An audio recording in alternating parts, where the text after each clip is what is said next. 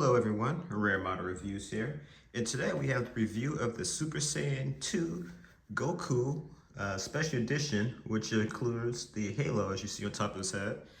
So this was a P-Bandai exclusive kit.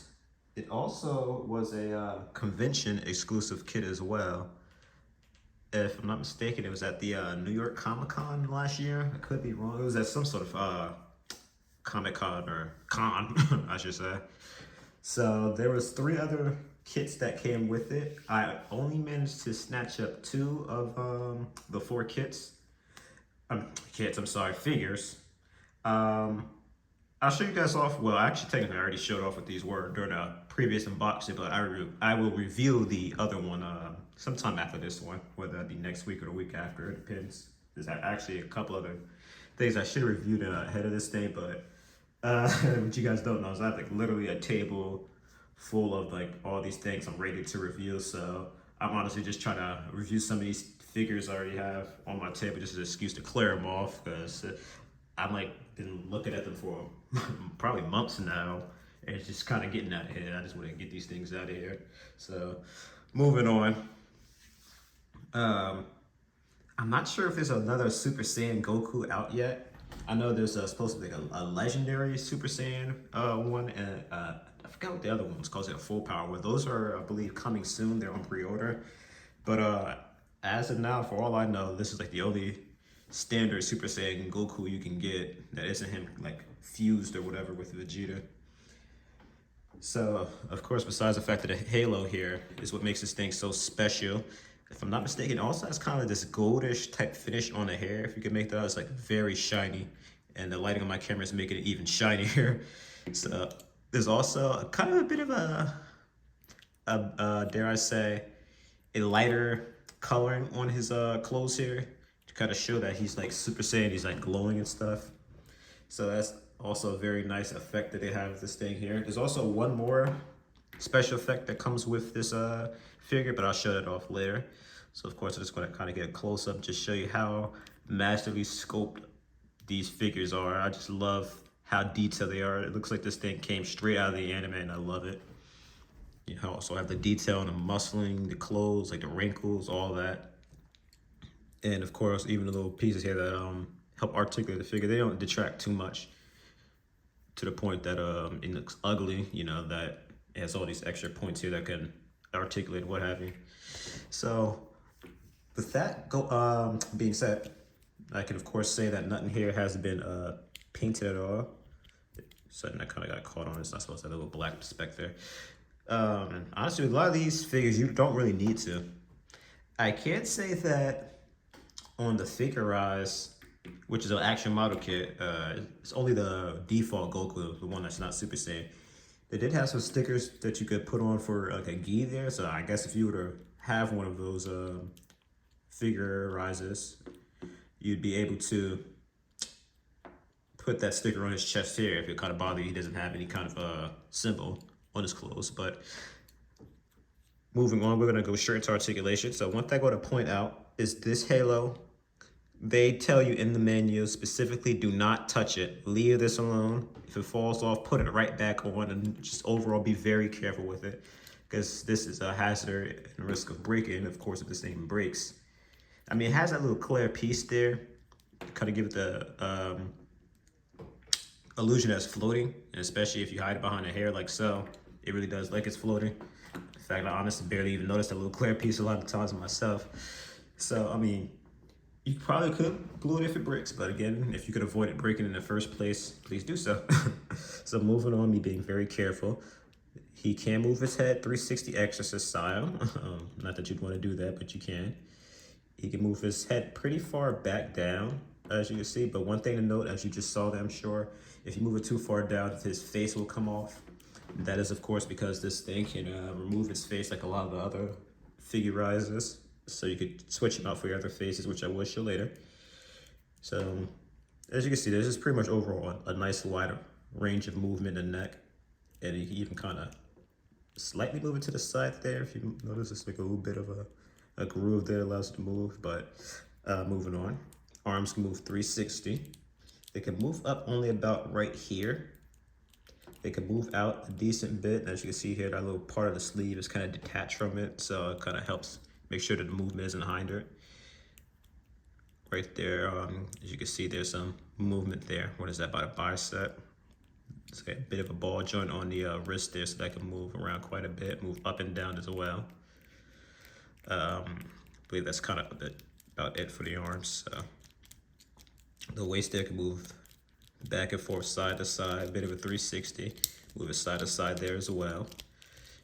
As you can see, his wide range of movement at the waist, but he can't quite do a split, so not quite. Also have a bit of movement there above the calf.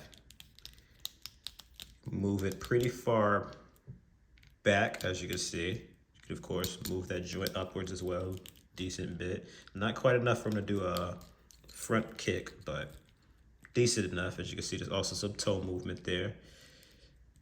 You move the ankle there, 360. Move it good enough to where you can get him aerial here as well. And unfortunately, there's no movement right here at the boot. I wouldn't quite call that the ankle, but I guess that makes sense. After all, the point of boots is to kind of, keep the ankles still and all that. And I mean, these go above the ankle, I'd say. So, okay, I mean, that's it for articulation. As you can see, he's very eager to show off his extra faces. So, as you can see, the process for doing that is very simple. All you do is pull off the hair there. They're supposed to actually pull the hair off within the face, but anyway. You then replace the face there and the little holes there. And there's some more holes in the hair as well. And you put that in there. And voila, so now you have him in a more serious face, I guess you'd say. Move it up so you can see the face a bit better. There you go.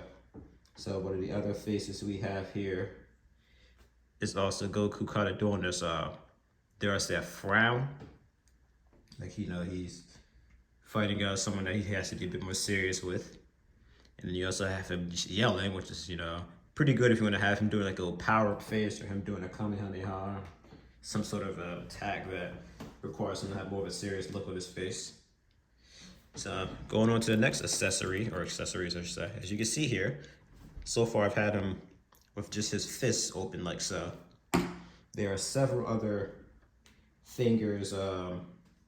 hands you could do. So you have one more so for him charging up a ki blast there.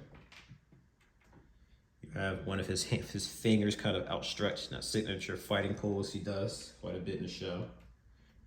You have some outstretched hands, which I think are more so from doing like a solar flare, but I'm sure you can also use this for like him shooting ki blast as well. The other fingers I'm going to put on here, which is, I'm pretty sure they're supposed to be more so for like him doing his instant transmission, if I'm not mistaken. Here, I'll show it off in just a second here when I replace the hands, which are as simple as you popping them off and popping another one on. Yeah, so if I'm not mistaken, he'd kind of do something like this, if I'm not mistaken, in like teleport. I'm trying to think if I'm not mistaken, the solar flare is supposed to be the outstretched. I don't think he does this for the solar flare. But I mean, you guys, you could sort of use this as a bit of a salute. He doesn't do the special beam cannon, so that's not for what these are for. But it's really about it as for the additional hands there. So this thing comes with one last accessory, and that's going to be this giant power wave thing. I'm not sure what you call this. And basically the point of this is to kind of, again, because this is the Super Saiyan 2, not just a Super Saiyan, it's supposed to give you the effect that he's, again, going Super Saiyan 2. And the signature thing for him going Super Saiyan 2 is that he has lightning kind of emanating around him, and well, anyone else who goes Super Saiyan. So when this thing was in the box, it just had this effect here, and the lightning was in the box itself, separated from this piece here. You're supposed to, of course, put these lightning bolts onto this effect display here, and they're pegged in with a ball joint. So technically that means this thing, the lightning should have movement, but what I saw from me playing around with it is you kind of want to put the lightning bolts in here, just leave it alone. If you try to touch the lightning bolt, a lot of the times it'll just pop out. One of these I probably could move a little bit, so it's kind of, this one right here is more so on its chest, kind of like what the other ones are doing, how they're kind of going around him. But as you see here, if I were to move that, it'd be a bit trickier to get him in there. You've already seen I kind of had to finesse him around the lightning bolts there. So again, that's something you could do. I prefer to kind of just leave it this way, just so it's easy to get him around it. So of course, now that he is like this, I'd be able to, of course, just pop out the hands like so. And you can have him, you know, charging up the key blast or something, doing Kamehameha. And that's one good thing I could say about this one in particular. A lot of the other ones I have, I struggle to put these hands in, but not this one. This one, they come on very easy for some reason, and I'm not going to complain about it. So, of course, one thing to keep in mind is the feet on a lot of these Figuarts are really small. Goku's are decent, though. His are decent size and not too small, not too big. So it does make it a bit easier to get him in poses and whatnot. You don't have to play around with him as much. As you can see, that one didn't give me too much troubles to kind of put him in there. So voila. So as you can see here, this just really enhances a lot of the displays and poses. You can put these, well, this guy in, I guess. Of course, it's not stopping you from using this on anyone else. So if you wanted to give anyone else this kind of effect, you can do it. Of course, you can also take away the lightning bolts if you just want to have a standard Super Saiyan as well. It's not stopping you from doing that. I won't, because again, putting the lightning bolts in were kind of surprisingly a bit of a pain. So I have another figure here. This is going to be Vegeta from the superhero movie. So of course you can put him in it too. There's nothing stopping you from doing that. Of course he's not powered up or in Super Saiyan, so you know, you just kind of just have him there looking kind of awkwardy because it doesn't quite look right. But again, that's something you can do. So I'm of course going to close this out with a size comparison, and then I'll give you guys my final thoughts on this figure here. So of course, Vegeta's kind of short, not curling short, but short. So, let me get Vegeta in the front a bit better. There we go. So you can see he's a bit taller than Vegeta, not too much, but enough to where it looks accurate to the show. As you can see there, the closer I get these two together, you can see the height difference a bit more. I don't know why I always have trouble standing Vegeta up, but yeah, as you can see, he is a bit smaller than Goku, which is accurate. So that's really it. As I said, I'm gonna give you the verdict. And these things are just like pound for pound the best figure I've ever owned. Granted, a lot of the figures I had were from when I was a kid, but I could definitely say I wish I had these things as a kid growing up. I would have loved the heck out of them. They're just really great, you know. It's just, they come with all the different faces that you can play with and whatnot. They have the extra hands, which really just enhances a lot of the poses and whatnot you can have them in. They're pretty durable too. A lot of these things, I can't say I drop them very often, but I don't know. I just like play around with them and kind of stress test just how durable all this stuff is, whether that was intentional or not, especially with a lot of these things in the hands. A lot of them take a lot of effort to take the hands out and put them on. And so far, nothing's broke on me. So these things are definitely built very tough, which is good because you're definitely kind of going to need these things to be durable to ensure nothing breaks. As you see how tiny these little ball joints here to put the stuff, the hands are. So they have to be pretty tough to avoid anything from breaking. And they're just really detailed too, if I didn't make that obvious from before. So I just really love these things. I don't know how much anyone cares for these figures here. Maybe they prefer action figures. So maybe the Figuarts stuff they have might be more appealing from Bandai, which are of course model kits that you can build. As far as I know, they never really built too many of those. Most of them are just a bunch of different versions of Goku, and I think there's one for Cell and Frieza, both of them in their final forms, which I'll probably have to eventually check out, because I admit I do want a final form of those two. especially now that I have a lot more heroes, because a lot of the figures I have now are kind of villains, strangely. So it'd be nice to have a villain to pose these guys in front of. But I think that just about does it for this review. I don't really see any more of a reason to drag this thing out. Again, I highly recommend this. I highly recommend just about any Figuarts figure.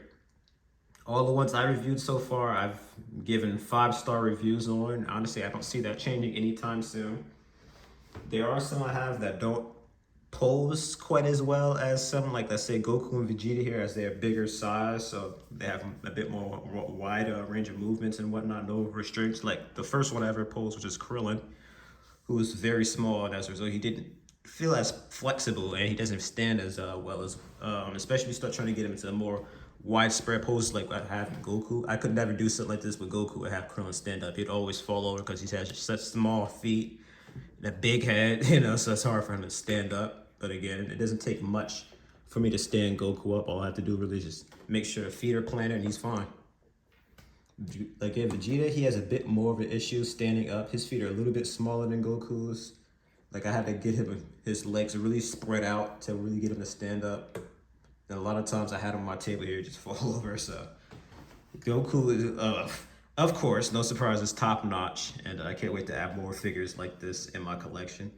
So if you guys like a lot of these figures here, or maybe you're curious about them because you've never heard of them before, again, I have plenty of these on my channel. Check them out. Like, comment, and subscribe. Stay tuned for the next review.